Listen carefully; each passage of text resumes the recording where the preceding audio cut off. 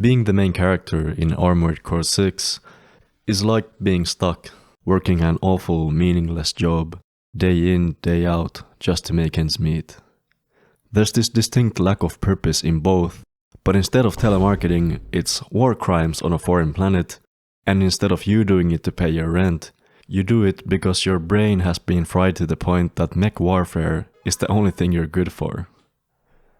The game starts with the player character, augmented human C4621, being sent to a planet called Rubicon 3 by your employer, Handler Walter.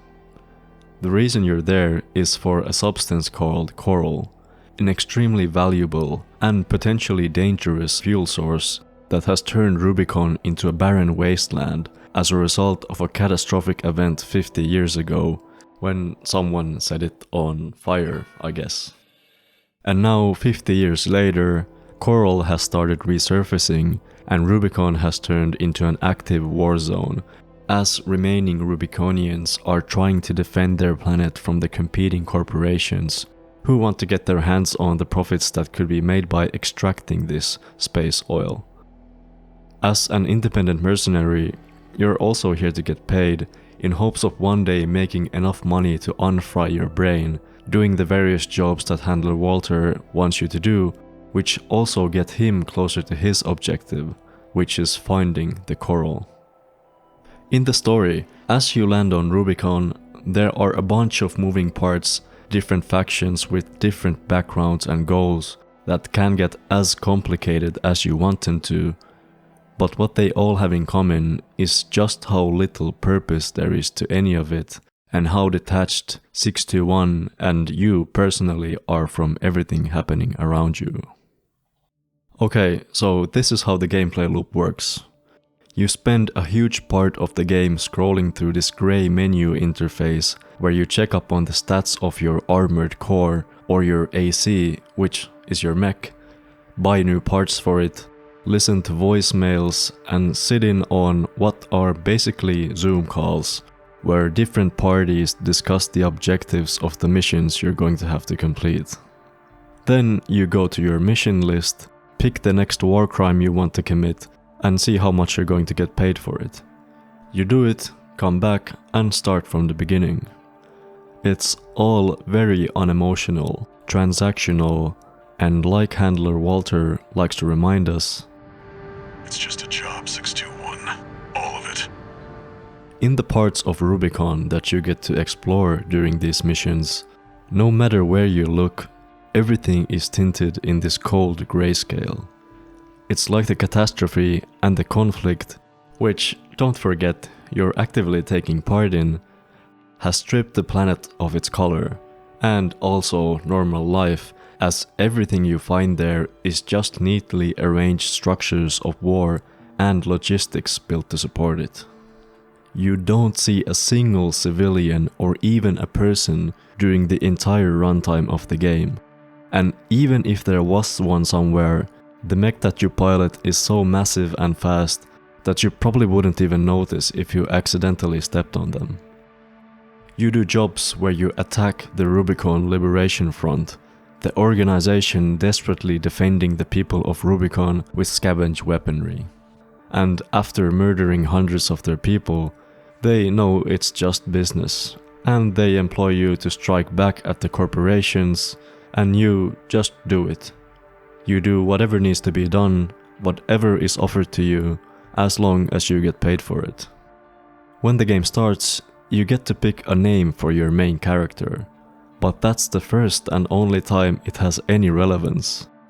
It's almost like you don't exist by yourself, as everyone around you calls you by different names they have chosen for you, names that already hold characteristics and values that they have ascribed to you. Handler Walter calls you 621, as the earlier pilots from 617 to 620 have recently died in combat, and you're the next soldier in line that Walter is going to use for his missions. Many people just simply call you a Hound, an obedient killer willing to jump headfirst into any side mission for their owner. And the Rubiconians call you by your stolen call sign, Raven, a legendary name passed down by generations of independent mercenaries who choose to fight for what they believe in. But even though that is one of your many names, you might never get to do that. This is Armored Core 6. You don't have a purpose of your own choice. You're an outdated model of an augmented human whose brain and body has been modified solely to improve AC combat performance. Your role is to do the missions as a tool of destruction, and you probably get it by now. The game makes sure you understand that through every part of its design. But hey, at least you get to do some cool ass flashy mech battling while you're at it. And if you're new to the genre like I was, it might take a couple of missions to get used to it, but when you do, trust me, it feels just as cool as it looks. It might sound dumb if you already play mech games, but the game's controls surprised me. Instead of it feeling like controlling a character per se, the way the AC's arms and shoulders are mapped to the corresponding bumpers and triggers make it really feel more like you're the one piloting a machine. And the fact that you have to do things like manually turn on the boost to move around faster, use gravity to your advantage, and keep track of the fuel and all the other information on the screen add to this mechanical feeling that is constantly present in this game. Just the action of getting from point A to point B, even without doing any fighting, has so much room for style and self-expression within it. And when you add combat to the mix, you get interrupted by these fast-paced tactile clashes of missiles and energy swords that feel unlike any other game that I've played before. In the normal missions, you're basically a god in comparison to your enemies, just on the basis of how hard your gear outclasses theirs. And it usually takes a combined effort of well-placed cannons and regular enemies to put you in any possibility of danger. But despite that, even though these missions rarely pose a challenge, they're still enjoyable, both because the base mechanics are so satisfying and as low-risk opportunities to experiment with your build.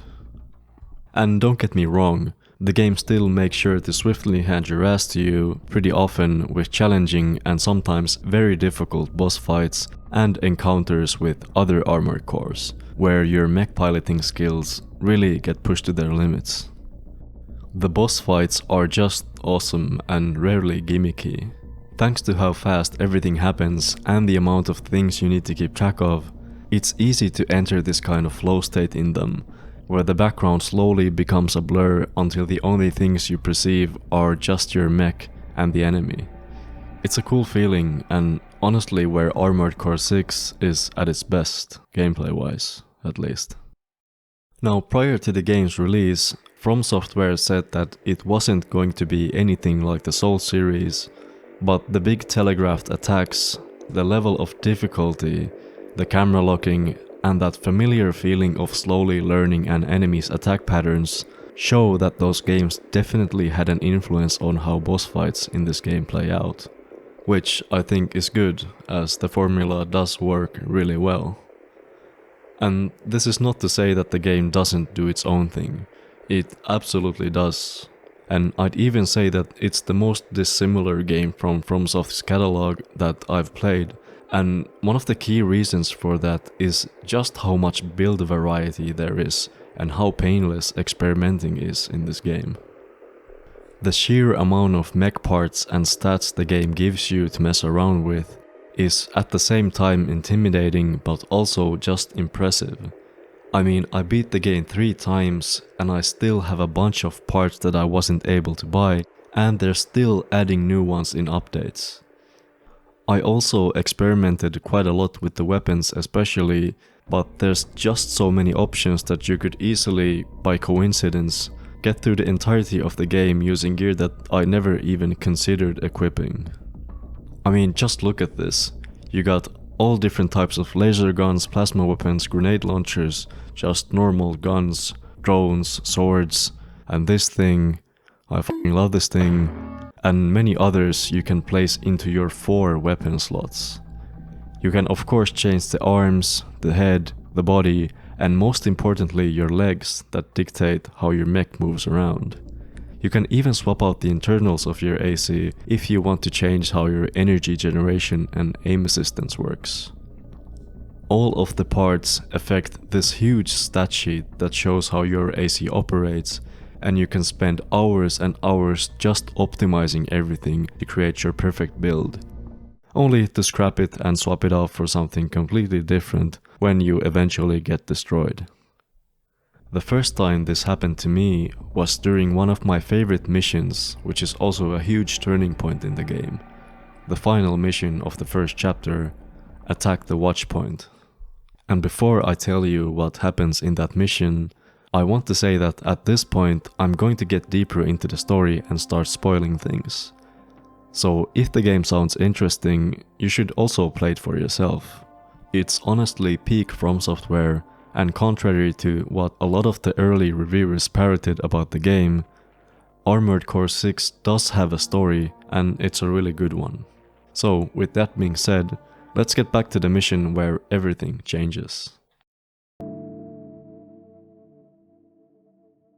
Attack the Watchpoint is unusual, as instead of it being a mission given to you by a corporation, it's a direct request from handler Walter himself, the first of its kind after you got your call sign.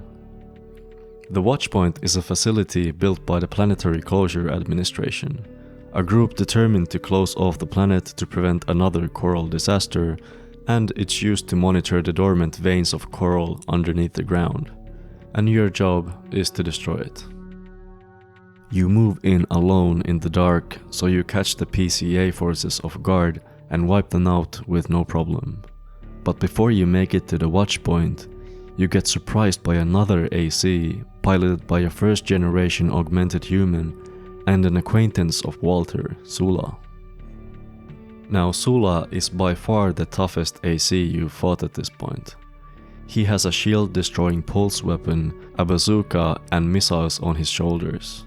He weaves in between the structures of the arena, making him hard to hit, and he talks a lot of trash too, claiming that he is responsible for the deaths of many of Walter's earlier Hounds, and that 621 is next in line. He's tough, but if you stick close to him and keep the pressure high, he shouldn't cause too many problems. When you do eventually beat him, you enter the Watchpoint and do what you came here to do. And then you're done with the renovations and get ready to leave, but why is the floor red?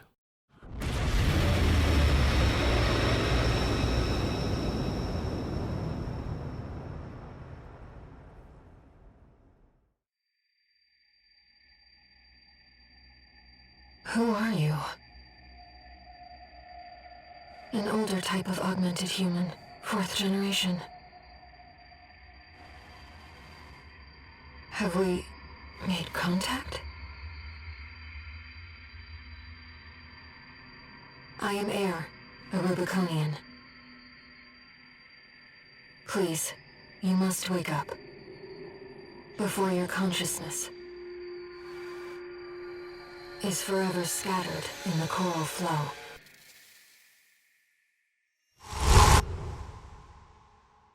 Walter is nowhere to be heard, and somehow, because of the explosion, you hear Air's voice inside your head instead.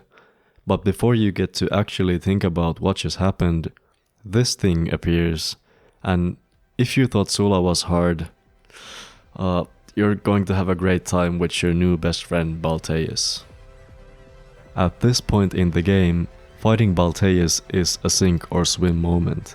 You either give up and go play something else, or you adapt and come out the other end as a changed AC pilot. The amount of homing missiles he shoots at you feels like a cruel joke, and the near instant close-range grenade blast he hits you with ended so many of my fights to the point that I had to go back to the drawing board multiple times over to find a setup that would give me at least a slight chance of making a dent on his health bar.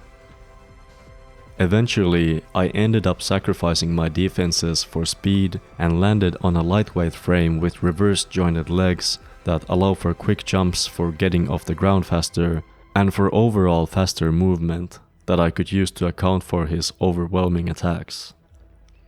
This became one of my go-to setups for the rest of the game, and after hours of painful attempts, allowed me to finally beat Balteus, which felt incredible. After you get back from this mission, things are different. It's like in an instant the entire atmosphere of the game changes.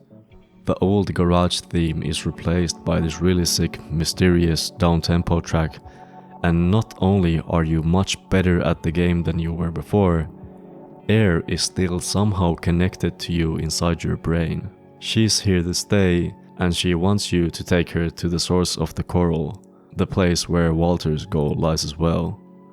You try to tell Walter about her, but he seems convinced that it's just a side effect from your old shitty augmentation. So now you're just going to have this mind person with her own goals stuck inside your head. And why this is important is that it means that you're not just a hound on a leash anymore. You now have different paths that you can choose between that Walter doesn't even know about. Are you going to do what Walter wants you to, or are you going to secretly side with the Rubiconian inside your head, who might just be a very convincing figment of your imagination? It's just a job 621. All of it. Things are different for you now. You've survived through multiple dangerous missions and surpassed expectations over and over again. You've proven yourself as an AC pilot and made a name for yourself. Walter doesn't see you as a disposable tool anymore, and instead he seems to genuinely care for your well-being. Because of this, you also get more freedom to do things on your own, which allows you to choose missions sourced by Air, who also seems to sincerely care about you. There's a strange, indirect dynamic between these two. Both of them are in your ear helping you out and giving their opinion on what's happening around you. Air knows about and can hear everything Walter says to you, but Walter doesn't even know she's there. At this point in the story, each of them are in a way responsible for your existence. Walter brought you to life through acquiring you from an augmented human storage or whatever this nightmare place is, and Air saved you during the explosion in the watchpoint.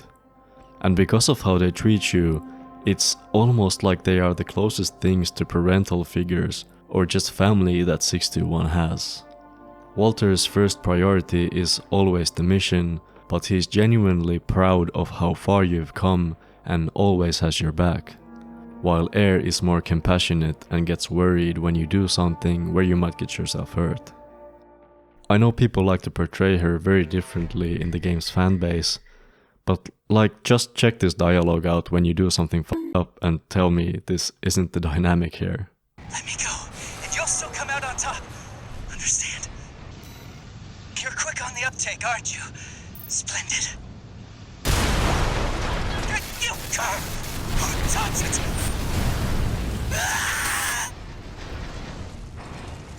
Confirmed. Target destroyed.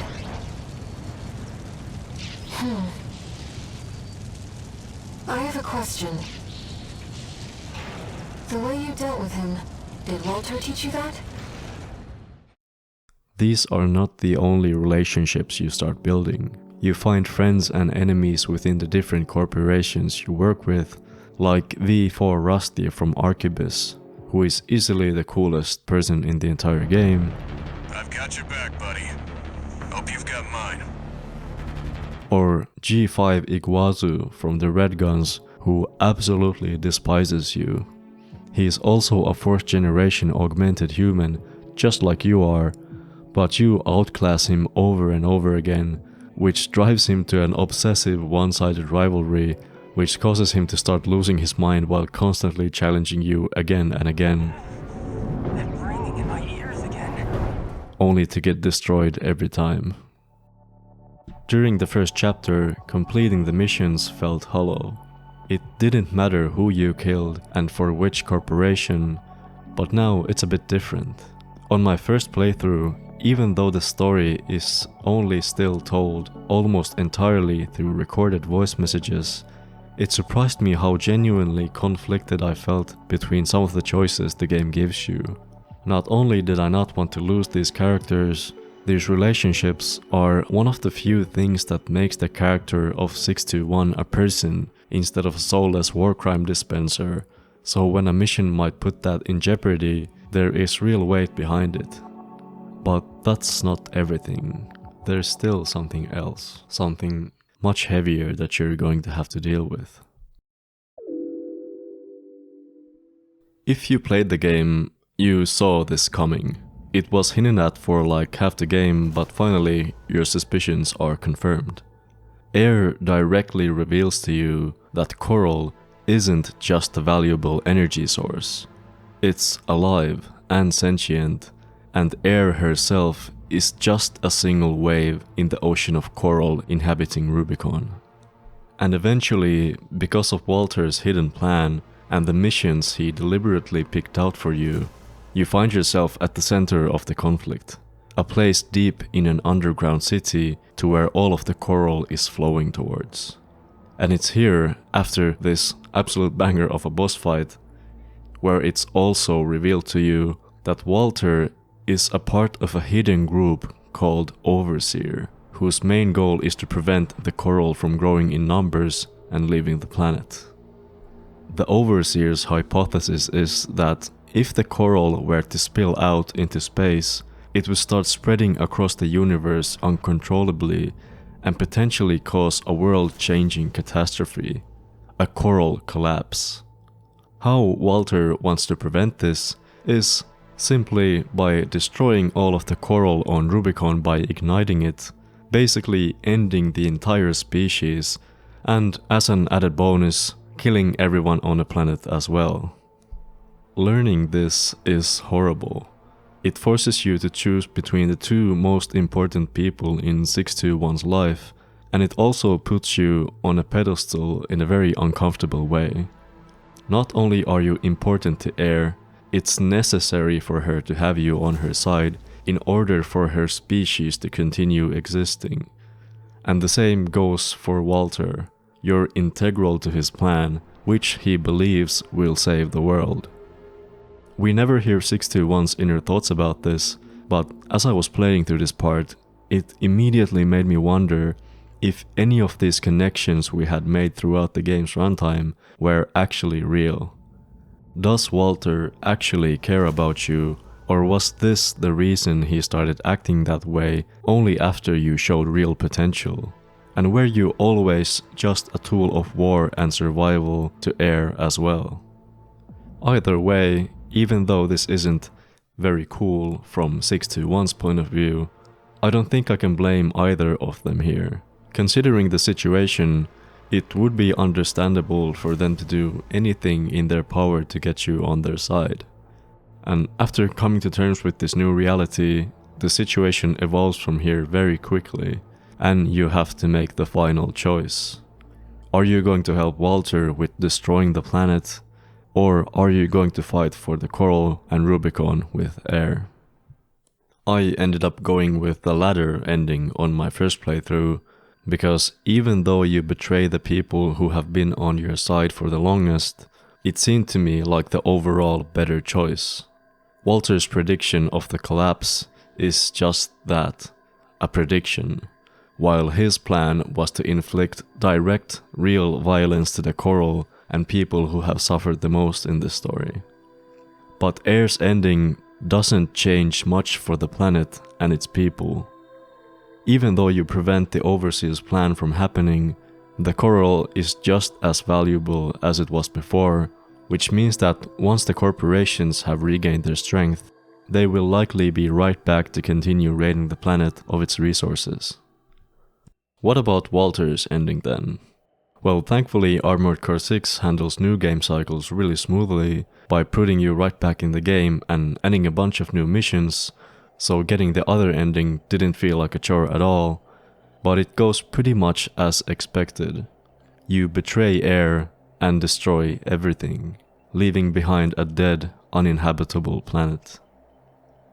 Neither of these conclusions are something that I would consider happy, and especially from 621's perspective, he never truly finds a purpose of his own. Everything that happened, the missions that you did, were neatly laid out in front of you by either Air or Walter, and all you did was follow the path. The coral is treated as this dangerous multiplying force that has the potential for disrupting the current state of affairs, potential for causing a collapse. But the specifics of what exactly would collapse are not clear. When 621 comes in contact with it, he only gains a broader understanding of the world around him, and as a result, the choice for deviating from Walter's plan. And the meaning of the name Raven is directly spelled out to you in dialogue. A free will to choose what to fight for. But even if you make that choice to betray Walter and fight for the coral, it's not the result of 621's will. You aren't really free to choose a path which he believes in. Not only do we not even know what that would be, Armored Core 6's world and 621's place in it doesn't allow for that. You're still operating within the system as a mercenary, doing whatever you're paid to do, and what you end up doing doesn't change things in the long run. 621 is still a Hound following orders, just with the ability to choose a different owner. Not only is this theme communicated through the game's story and just its transactional presentation, the game even breaks the fourth wall multiple times during your playthroughs to directly remind you of 621's lack of purpose, no matter which path you choose. After Air's ending before sending you to the next game cycle, you're played this message where she thanks you for supporting her goal and tells you that now she wants to see a future that is actually your choice. The Walter ending has a similar message where he thanks you for carrying his burden and that he hopes that you will now find your true potential. There are also multiple moments where Rusty addresses your lack of purpose, and especially this cutscene on your second playthrough, where he mentions that Heard something's changed since last time, but you still haven't found a purpose. the endings don't resolve this, nor are they necessarily good, just different shades of bleak. But I guess if you expected something else from a FromSoft game, it's on you. And that's it. There's definitely nothing more to this game, and the video is over.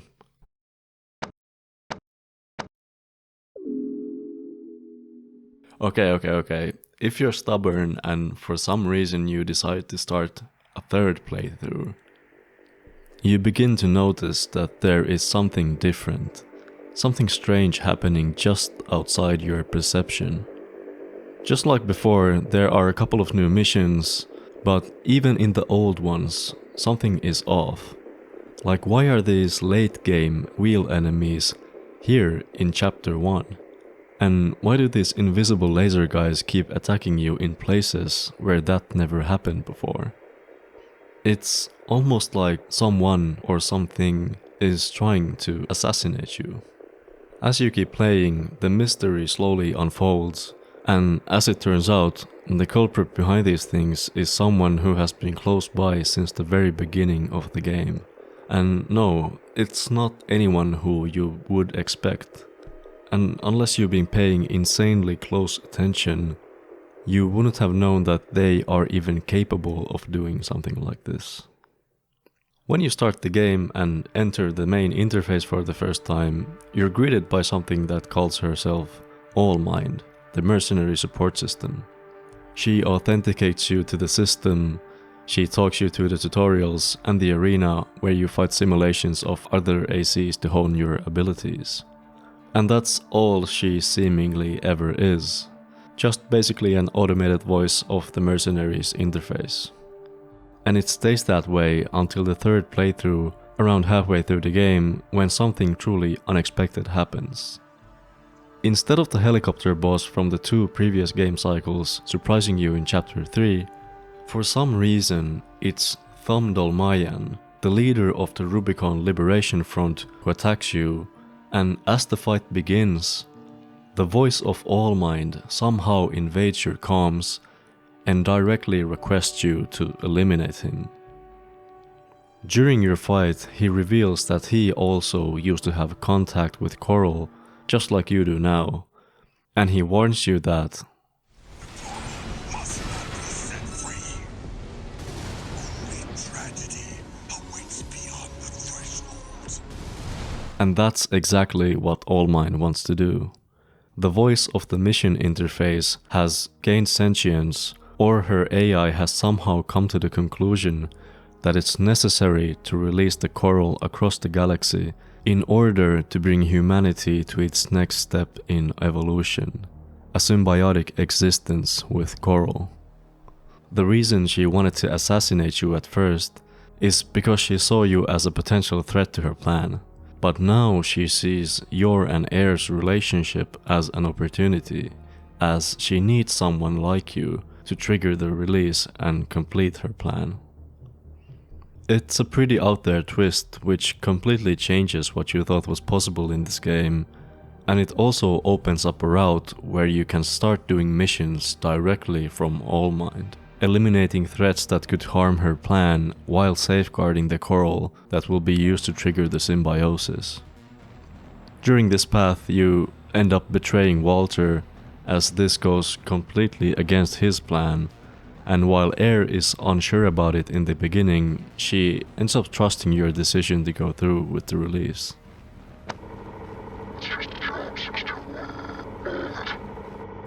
The final mission takes place with you and Allmind together on top of a large satellite orbiting Rubicon, with all of the Coral having been gathered nearby and ready to be released across the galaxy. All thanks to your and Allmind's efforts. And that's great and all, but there's another part to her plan that she didn't tell us about. Another candidate for triggering the release. Someone who would be easier to control after the fact, and someone who desperately wants to end your life. The person she has chosen to be the final boss is... it's Iguazu, the loser you have destroyed like, 8 times at this point. Well, it turns out the voices he's been complaining about every time you fight him was because of his sensitivity to Coral, which is why he could, in your place, trigger the release. And now he's merged with Allmind in order to become strong enough to stand up to you and heal his bruised pride. It's an awesome fight with multiple stages where Iguazu completely gives in to his obsession and insecurity, sacrificing everything to become more powerful so he can get on your level. But even though he had the same starting point and the same tools as you did, you're just better. You kill Iguazu and Allmind. And at that moment, something in 621 changes. For the first time during the entire 3 playthroughs, 621 is the Raven, truly free to choose his own path. Walter is no more, Allmind is dead, and instead of guiding him along, Air has traveled this path together with him. Even you, the player, no longer has control over him, and it's here where for the first time 621 gets to make the decision, and he chooses of his own volition together with Air to initiate the Coral release. The name of this third ending is Alea Jacta Est, which is Latin for the die is cast. It's a phrase attributed to Julius Caesar as he led his army across the Rubicon River in northern Italy, an act which started a civil war which would change the Roman Republic forever. In the current day and in the story, this saying is used to refer to a crossing of a point of no return.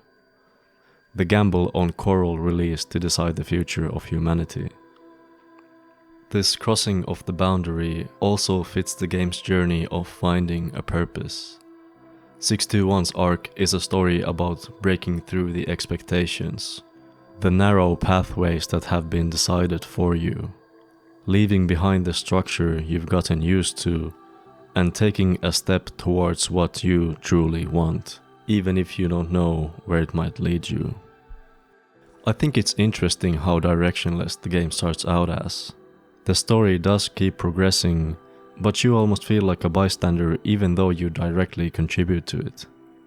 Even when the story becomes more focused on a goal, since we never hear his thoughts, and because of the recurring idea of his lack of purpose, it never felt to me like 621 as a character was particularly invested in any specific cause.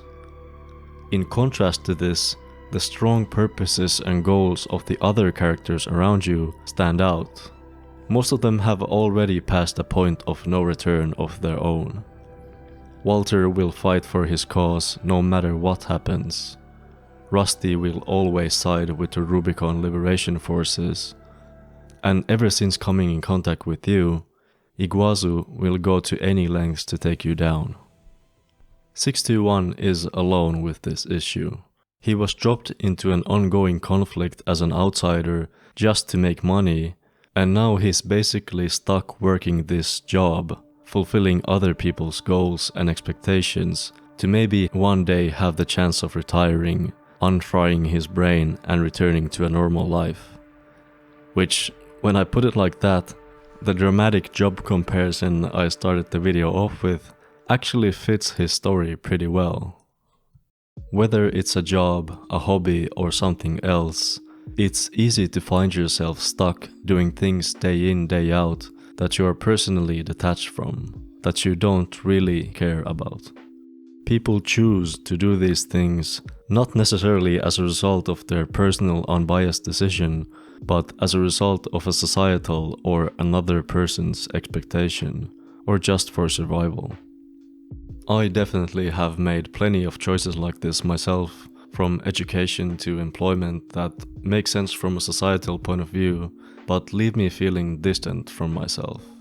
Like, I'm really going to spend half of my time awake on shit that I'm barely interested in, cause that's what allows me to exist comfortably. And I'm not complaining really. This is just normal for most people, and I'm even lucky that I have the time to do the fun stuff like make these dumb videos. In Armored Core 6, this idea is broken down and amplified to truly dystopian levels. What you do, no matter how fucked up it is, doesn't concern you as long as you get paid for it. Because of your augmentation, you're forced to keep doing this in hopes of becoming normal again. The humanity of the people around you and you yourself are completely obscured by the machines, organizations, and call signs that represent them. And even acts of rebellion against the powerful structures of the world are just another form of business done through the same sterile interface as everything else. Just like in real life, finding meaning in that isn't easy, as it literally takes 3 game cycles after killing the personification of the system and forcing the human race to evolve to the next stage for 621 to break free, and maybe have the chance of actually finding a purpose. The way you got there wasn't perfect. The road was filled with struggle and painful decisions. It wasn't necessarily 621's path the whole time, and the future is still uncertain. But at least this time, it's 621's ending, one that he chose on his own terms. After being blasted across space as a result of the release, instead of the grey landscapes of Rubicon you've gotten used to, your surroundings are filled with color. And for the first time, in place of the cold apathy towards the horrors around you, there's a genuine sense of hope in the air. I absolutely love this game. I've never really been into mech games or played an Armored Core before, but it's surprisingly my favorite game of the year by far. And it's also a nerdy robot game with a lot of stats and numbers, and that makes it a bit unapproachable, which is probably why it only got nominated for Best Action Game in the Game Awards. The early reviews it got also portrayed the game as something it's not, especially when it comes to its story and difficulty.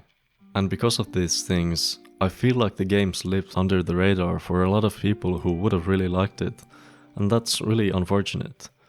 Armored Core 6 is FromSoftware straying further away from the formula that made them huge in the last decade, and I hope the relatively low numbers of this game don't discourage them from experimenting even more in the future.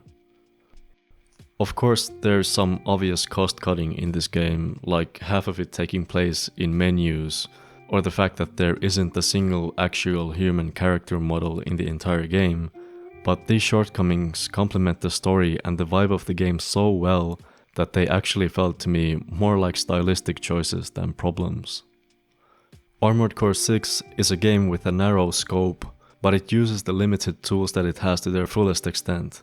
The voice acting, story, atmosphere, and mech combat and customization are all executed perfectly, and the game doesn't try to do much else outside of that, which is something that I personally really appreciate in game design. And yeah, that was my thoughts on Armored Core 6. Do you agree with my assessment of it, or do you have a different take on the game? Please let me know in the comments. And thank you so much for watching. If you liked the video, please leave a like, and if you want to see more stuff like this, please subscribe to my channel. Thanks again. Bye.